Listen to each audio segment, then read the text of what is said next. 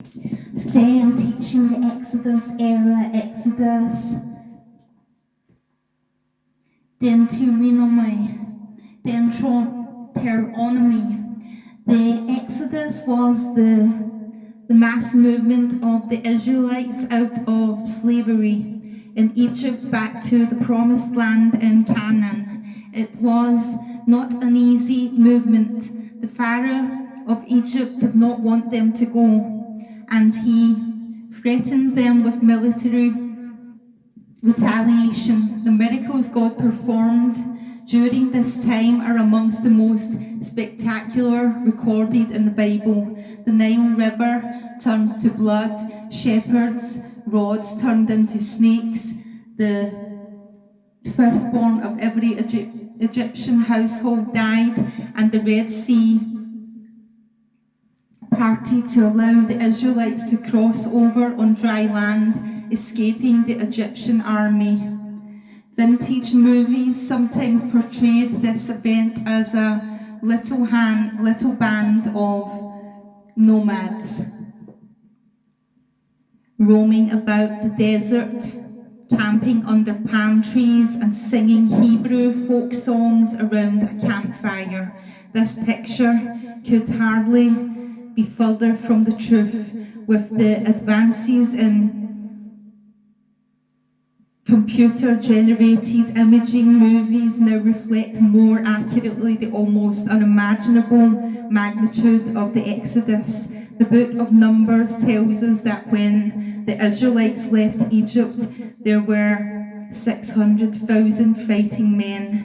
It is reasonable to assume that if there were 600,000 fighting men, there were also 600,000 women. That's 1,200,000. Each of those families may have had at least 2 children. That's another 1,200,000. In addition, there were the men who were too old to fight and their wives. There was the priestly tribe, the Levites, who didn't fight.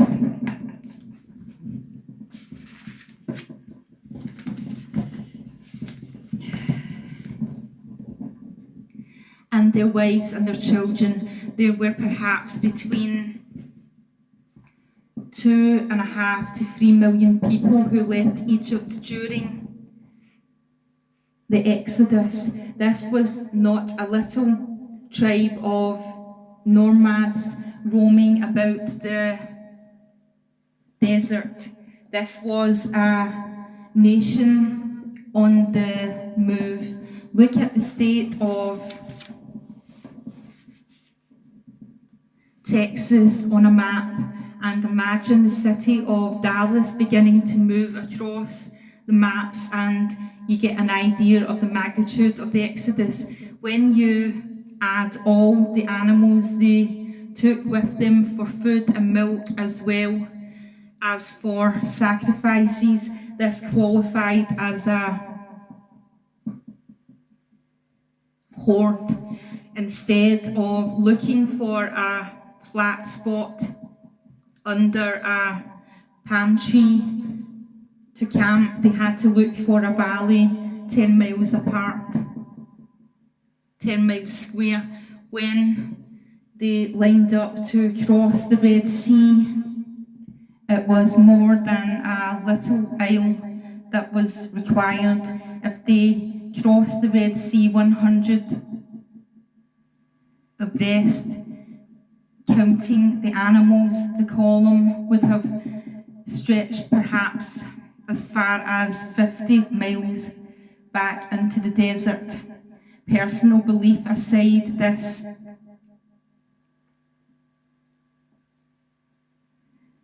ranks as one of the greatest historical events of the ancient world, and this was an event over which Moses presided to get a better look at the specific of the Exodus. Well, we will now review as previous chapters and then look at the 4 main events of the Exodus era. Let's review repetition is the key to mental ownership. Fill in the blanks in bringing the chart up to date with this new. To check your answers on appendix, the story of the Old Testament, fill in your era, your figure and your location, and the storyline summary is Adam is created by God, but he blank and blank, God's original blank for man. Now let's fill in another era, figure and location, and the storyline summary is Abraham is blank by God on father, blank to blank God in the world. And the second storyline summary is to be completed in this chapter. The storyline summary: through Moses, God delivers the Hebrew people from slavery in Egypt and then gives them the law. The era is Exodus, and the summary is through Moses, God blank the Hebrew people from blank in Egypt and then gives them the blank. Now, the expansion, there are 4 major events in the Exodus era: the deliverance, the law, the Kadesh, Barnea, and the 40 years of wandering. Now, the deliverance, freedom from slavery in Egypt, Exodus 1 to 18. The Hebrews have languished under slavery in Egypt for 400 years. When they cry to God for deliverance is answered, God raises up Moses as his spokesman to Pharaoh, the ruler of Egypt.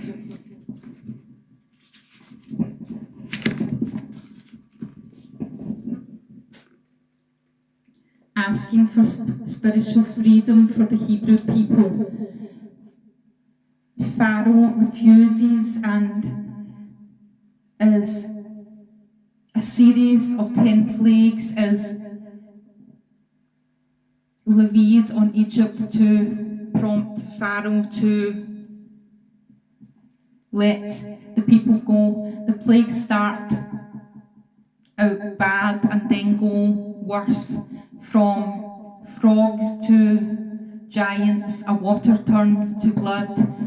So the death of the firstborn is every household of Egypt. Finally, Pharaoh consents to let the Hebrews leave Egypt.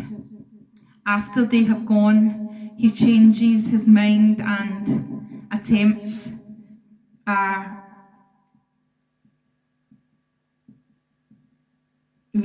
to recapture them. They made it as far as the Red Sea when God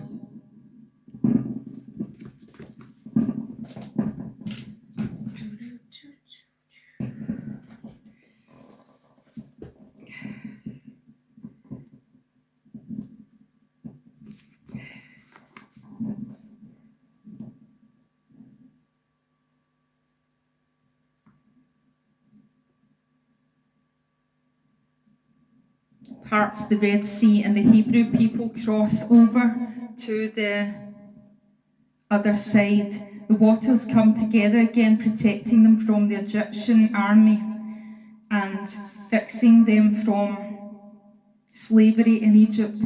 God, of course, has only one destination for them: the promised land of Canaan, the land flowing with milk and honey, the land in which their father Abraham has first settled is again so to be their home. The law, God's commandments at Mount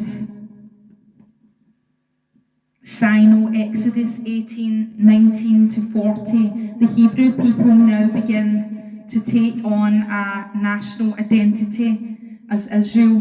From the Red Sea, the Israelites travel south to the bottom of the Sinai Peninsula and camp at Mount Sinai. They receive God's commandments at Mount Sinai. Moses meets with God alone at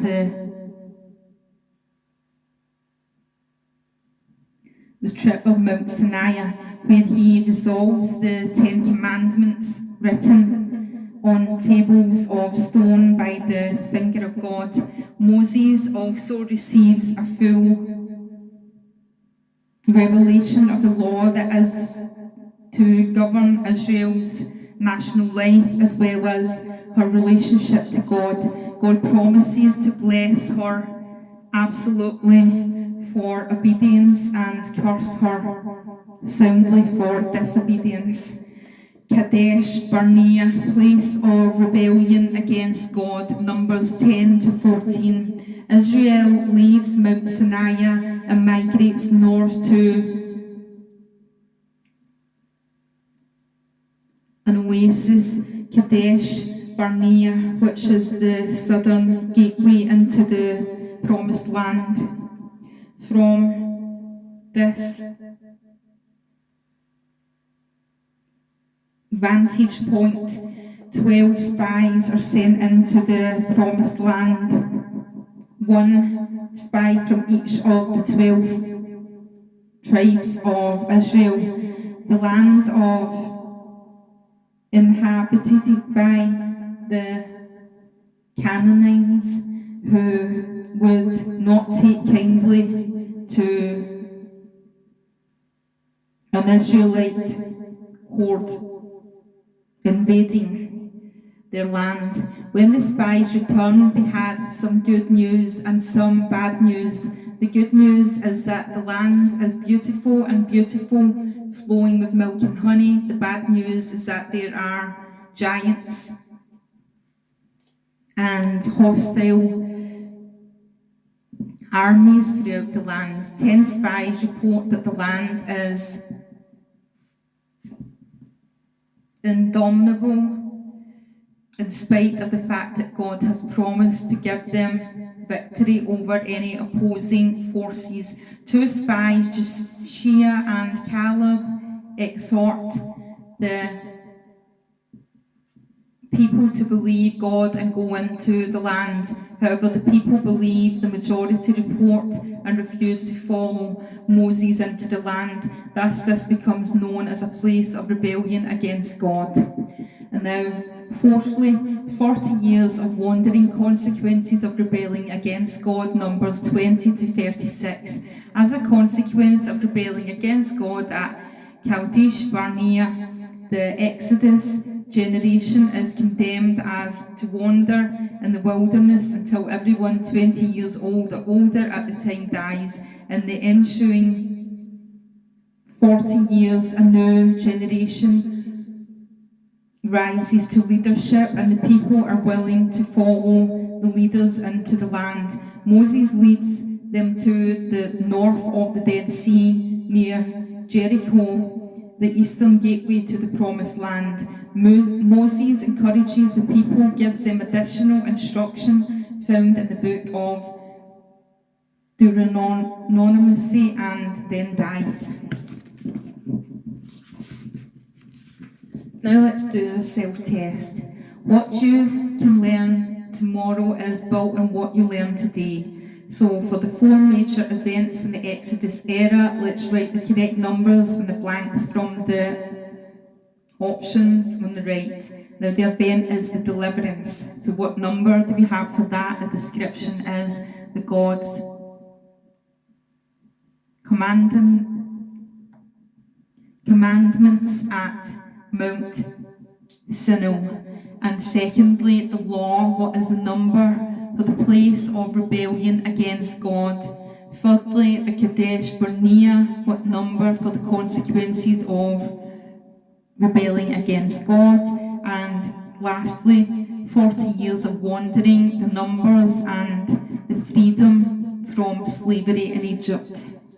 Now the storyline summary is the era of the Exodus, and our summary is through Moses, God, blank, the Hebrews, people from blank in Egypt, and then gives them the blank.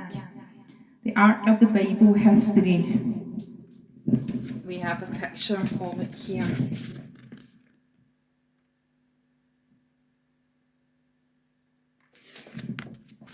Okay, the geography of the Exodus era is: draw an arrow from Egypt through the Red Sea to Mount Sinai in Kadesh Barnea, and then to the top of the Dead Sea on the east side of the Jordan River. This represents the geographical movements of the Exodus era. Now for the last part, story of the Old Testament. We're filling in the blanks to check the answers on the appendix, okay? So let's do the era, the figure and the location. And the storyline summary is: Adam is created by God, but he blank and blank God's original blank for man. Now let's do the next era, figure and location, and the summary is: Abraham is blank by God, to father a blank, to blank God, to the world. And lastly, the era, the figure and the location for through minds God blank the Hebrew people from blank in Egypt, and then gives them the blank. And that's all for today. Thank you.